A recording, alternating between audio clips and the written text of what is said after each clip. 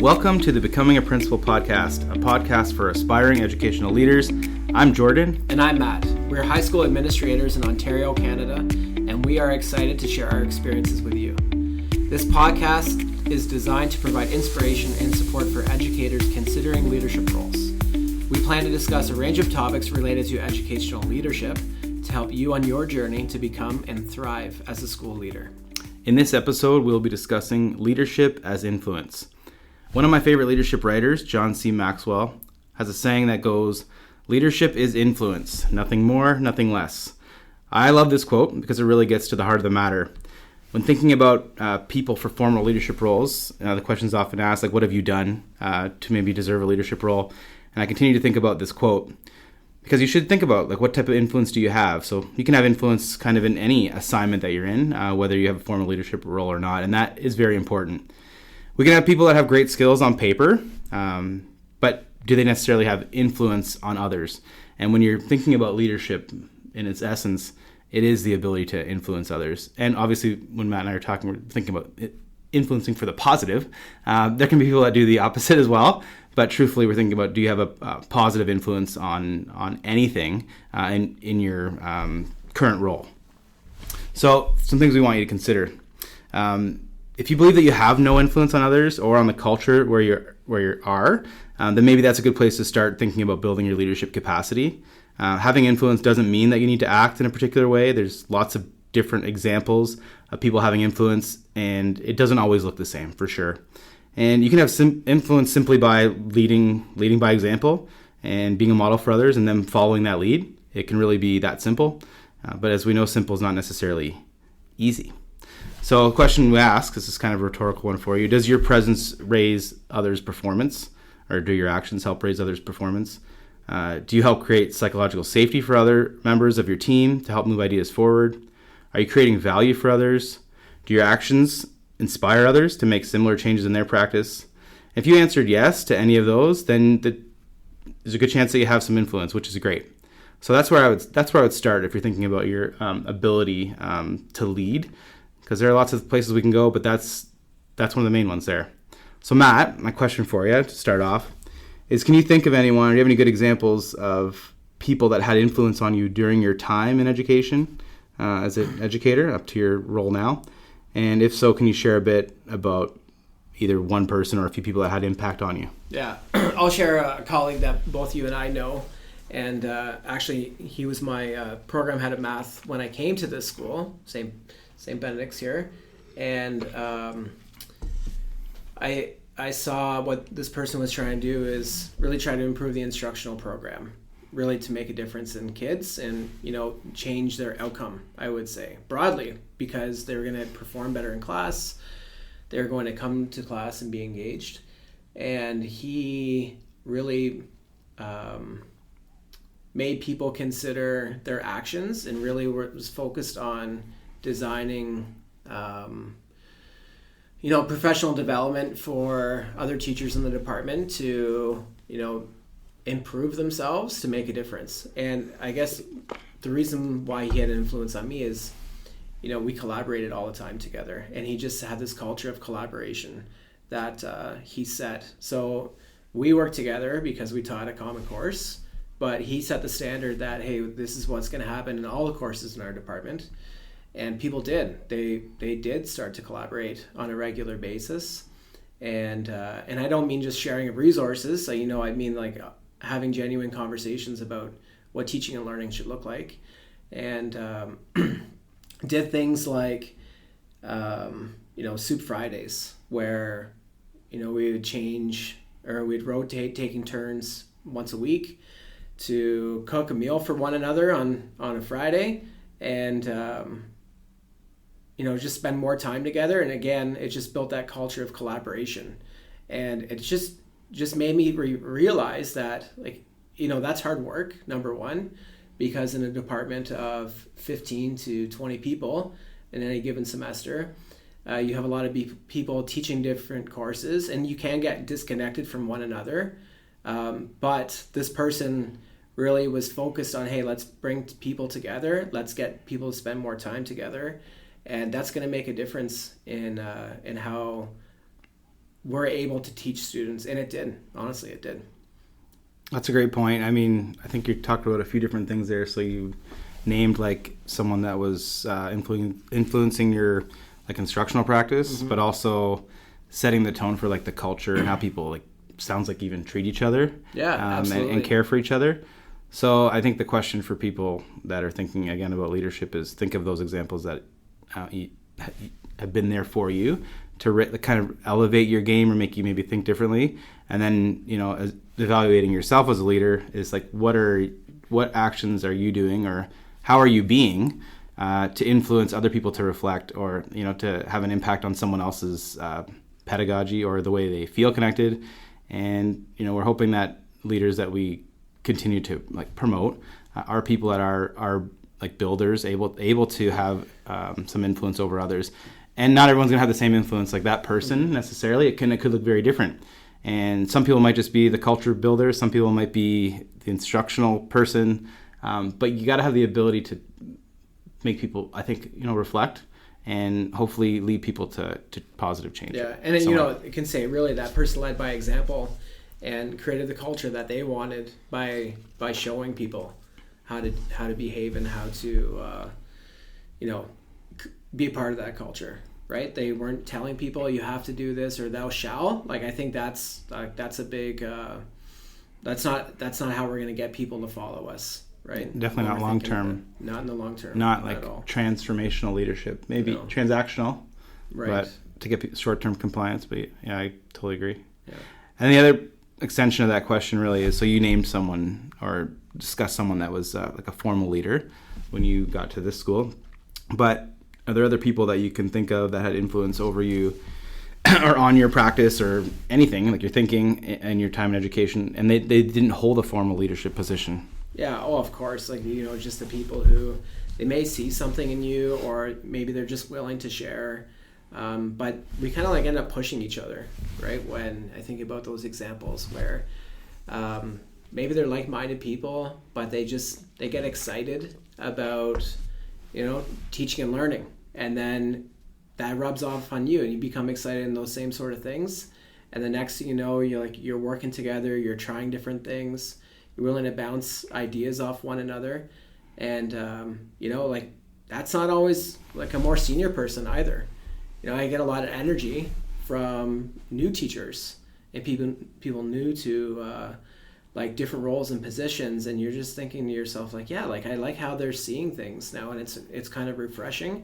And these people, they don't have formal leadership positions, but you can just see that like they're excited to try something new and show up in the building every day.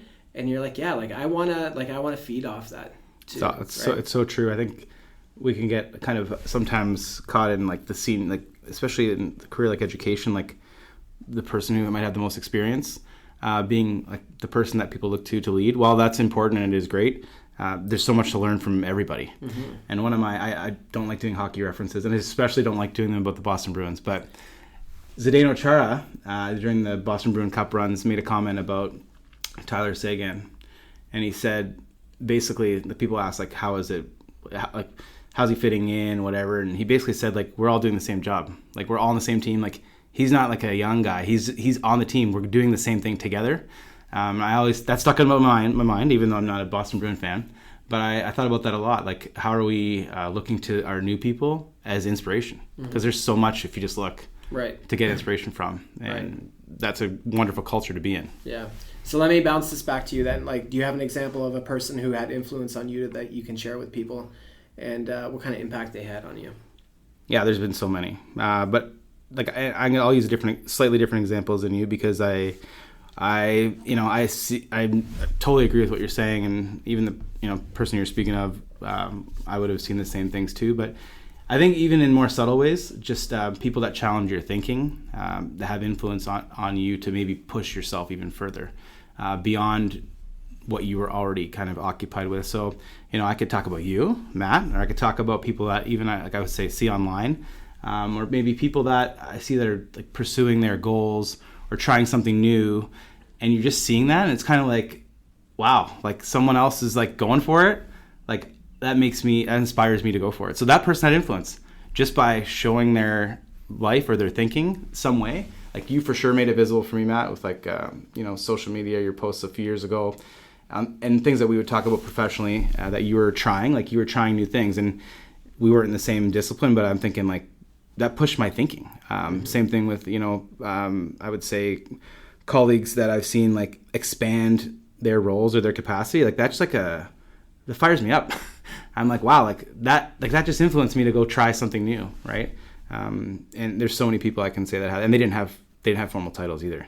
So I think for me, a big thing is like seeing things in action, and the people that have impacted me the most have been people who have, I think, like shown the way, and kind of lived the example and inspired me to kind of then do the same thing.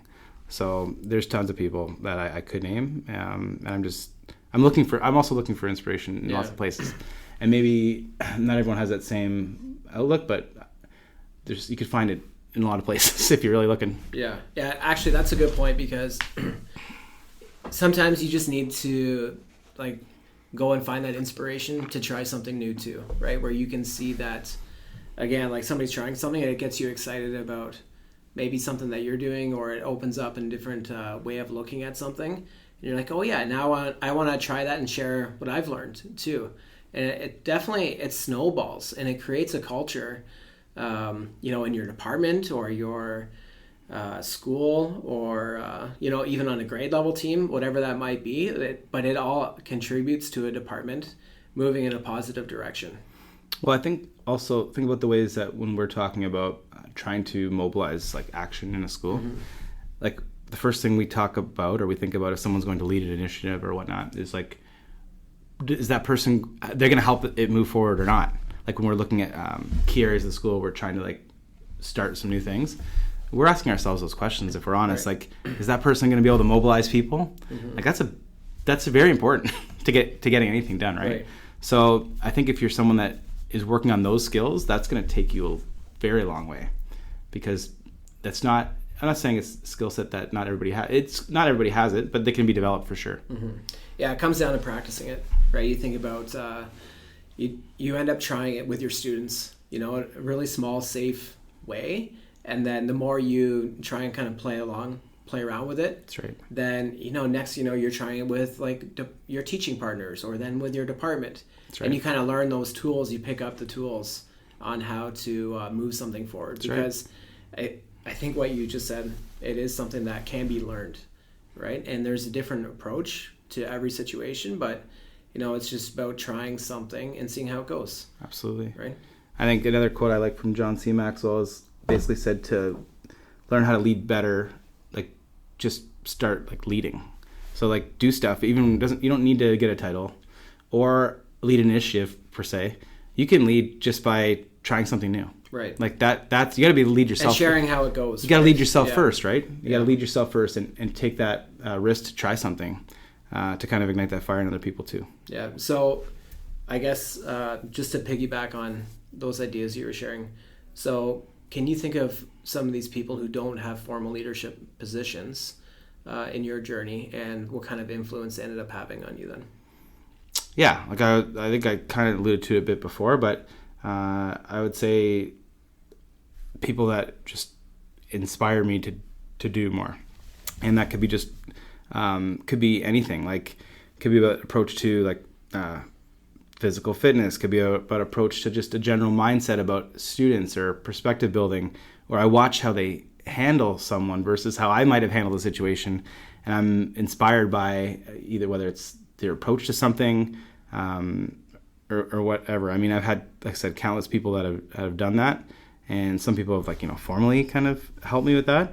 But I would say it's really just from like opening my eyes and taking it all in, because there's lessons to be learned, like I said, everywhere you look.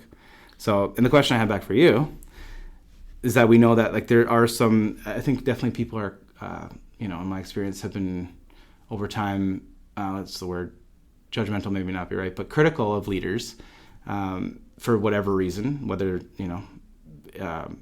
founded in reality or not.